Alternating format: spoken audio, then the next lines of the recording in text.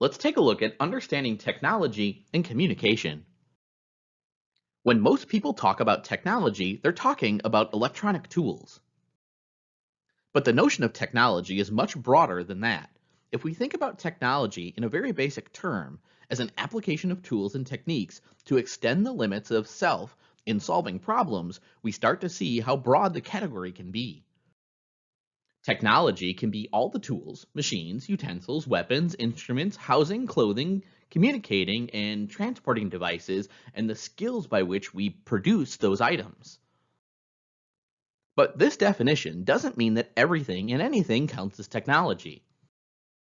We're referring here to devices that mediate and construct the relationship between the person and the world.